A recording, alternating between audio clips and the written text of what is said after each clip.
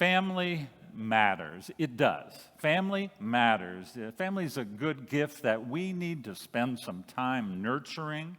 We need to spend time and resources on the gift. We need to nurture our relationships with our parents and our kids and our siblings. Family matters. Yes, it does. I start with that assumption. The Bible, as it tells its story, speaks often of family. You cannot read Genesis and not encounter family. You got Adam and Eve and their two boys, Abraham and Sarah and their kids and grandkids and great-grandkids and great-great-grandkids and great-great-great-great-grandkids, and Jacob and his 12 boys.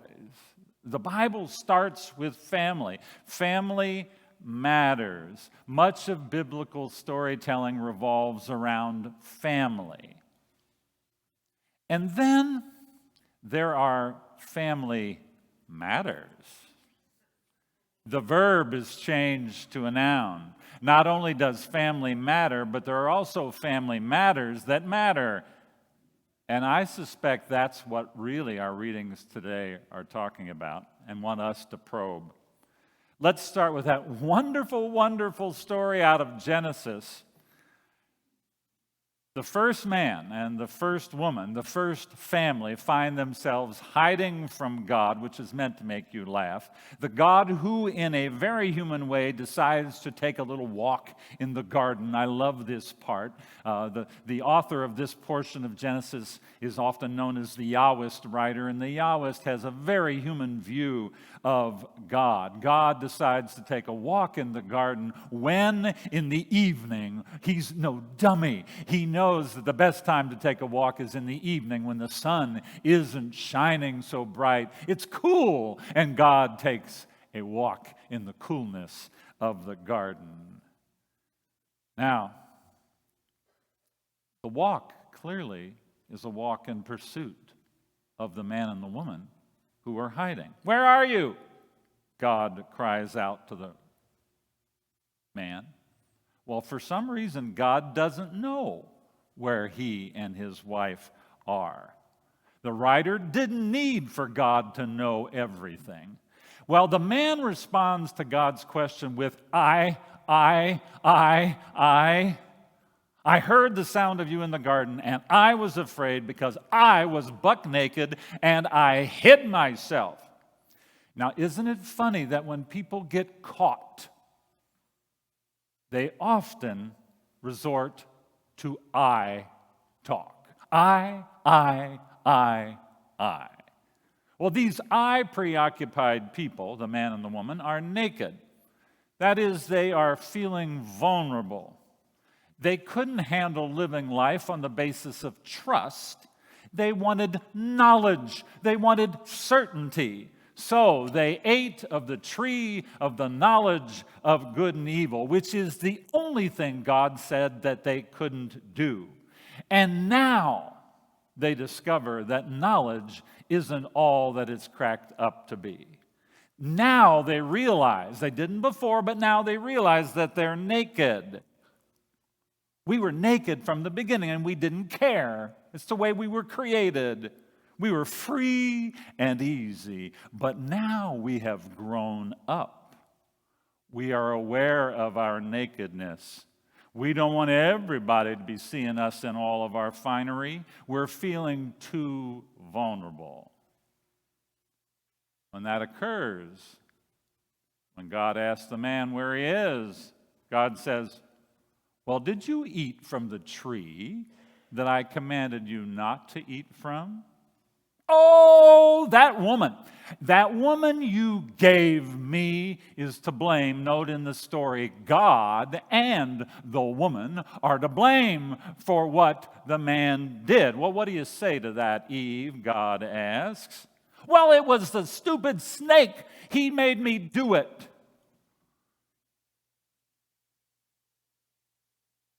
There are consequences for not living on the basis of trust. Snake, so says the story in a very fanciful way, you're going to crawl on your belly your whole life. you're going to eat dust. You can see that in its origins, this probably was a story that tried to explain why it was that snakes crawled on the ground. Why they didn't have 2 legs or 4 legs like everybody else. Why are they so slithering, foxy and nasty? I'm sure people wanted to know that, and so they told stories about that. But here, the story is used by the writer to make a different point. And the point is simply this: life is going to be filled with struggle. Listen to what the story says. Snake and you, woman, you're not going to get along. Probably in its origins, it was an explanation of origin for why women are afraid of snakes. I'm a man who's afraid of snakes, so I wouldn't have told this story. But nonetheless, that's probably what the story was in its origins. But the writer, the editor of Genesis, has a different purpose for this story. And what is he saying? It's not going to be easy to live life. You're going to have struggle. Your kids, Eve, aren't going to get along with the snake either. You are constantly going to be in battle. So, people, it's time to consider family matters. The message is that there is a fly in the ointment. Life is filled with struggle. There is no getting around it. So, it is no surprise that your family and my family is dysfunctional. And since family is the place that issues around worth and identity are worked out, it is no surprise that many of you and many of your families have issues. And yes, those issues can lead to enmity. Enmity is a part of the human predicament, and enmity often looks like blame. Oh, it is always somebody else's fault. It is never my responsibility. No, no, no, never. They are to blame. To take responsibility, that'd be too vulnerable for me. I must focus on someone else. It's too hard to face the truth about ourselves. If you want to understand the journey with other humans, you need to be honest about the fly in the ointment. Life is a struggle. Humans are a challenge. Family is phenomenally messy. And this is one of the big family matters that begs for our understanding. Now, our gospel reading for today from Mark takes us to other family matters as it deals with Jesus' family. You see, Jesus is growing in popularity, becoming so popular that when he is back at his home, there isn't even time or ability to eat. There's just too many people in the kitchen. Jesus' family responds to this chaotic experience by trying to take matters into their own hands. Not that families ever do this kind of thing. They try to restrain Jesus. They seize him. For people, I want to say, they are saying that he is crazy. He's challenging too many things. Too many folks. And what is he thinking? He's going to get himself into trouble, might even eventually end up dying. And more than that, he's going to harm our family's reputation. In Mark's storytelling, the story about Jesus' family is disrupted with a story about an extended religious family, the scribes who come up from the big town of Jerusalem. This, by the way, is a typical way for Mark to relay his message. Many people call it a sandwich approach. You start the story, then you interrupt the story with another story, and then you finish that first story with a story after that interruption. That's what happens in Mark today. And you start the story about Jesus' family. We could call it a piece of bread, and then in between you get the meat and the cheese about the scribes who come up from Jerusalem, and then you get the other piece of bread, which is the story again about Jesus' family. Now, you'll notice before I leave this story that the bigwigs who come up from Jerusalem are complaining about Jesus, just like his family is complaining about Jesus. And this time, the bigwigs say that Jesus is not only crazy, he's possessed by the devil. They call him Beelzebul. You all often notice when people don't know what to do with other people, they often call them names. This is what happens here. They call him Beelzebul. In case you don't know what it means the Lord of the Flies. That's where that book came from. The Lord of the Flies, or I could call it the King of Dung. The King of Dung, that's what they're calling him. Now, Mark finishes the story, though, with the story about Jesus' family. And he brings us to a conclusion that really is unsettling, and if it's not unsettling to you, it ought to be. Jesus' mother and brothers are outside of his house calling to him. There's a big crowd. And some of the crowd in the house reports to him that they're asking for him. And he says to the crowd, well, who are my mother and my brothers? Looking at those who surround him, he says, here are my mother and brother. Whoever does the will of God is my brother and sister and mother.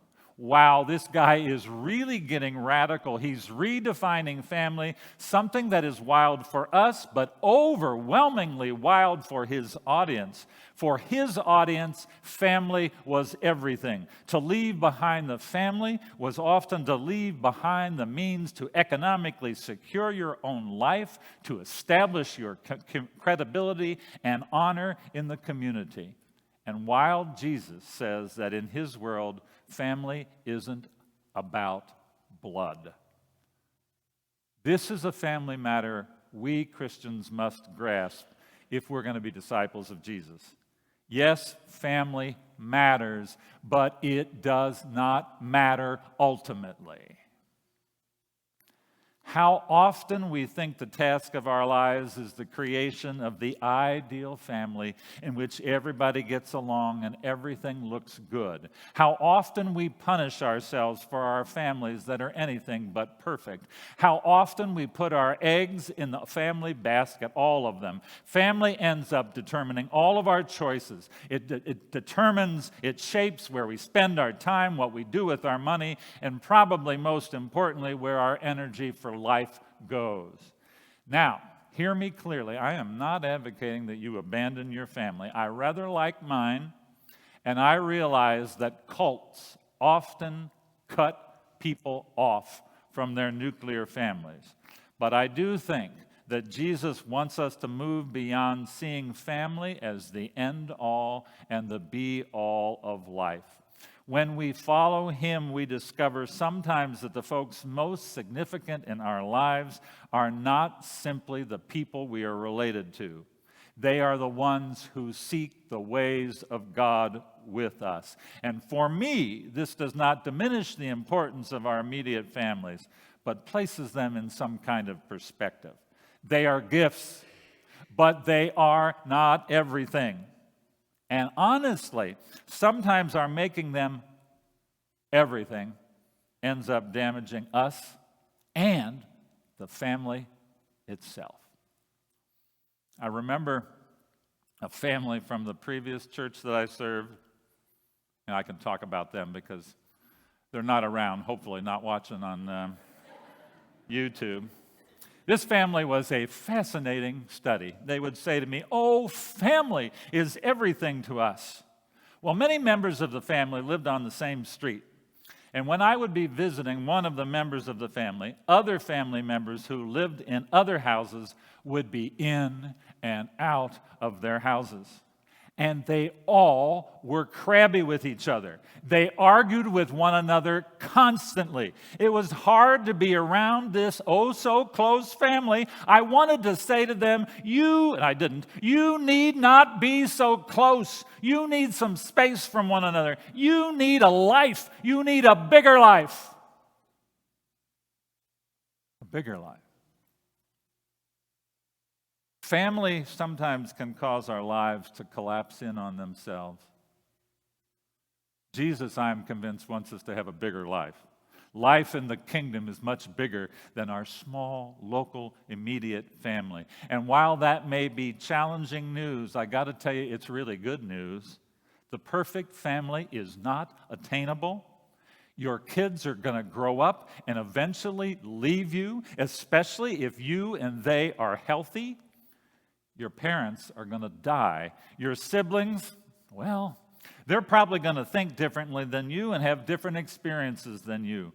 There is a bigger world out there for you. There are other people near and far who can accompany you in this journey with Jesus and toward God. And frankly, these folks can make your lives phenomenally interesting and life-giving.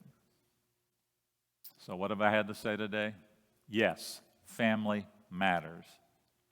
But there are also many family matters that we must consider. Life in the human and the nuclear family is by nature a struggle. It always has been, it always will be. Family isn't always what it's cracked up to be. Family is not everything. And family sometimes looks different in the kingdom of God. Surprise of all surprises, the most important family matter, whoever does the will of God is my brother, my sister, and my mother. Amen.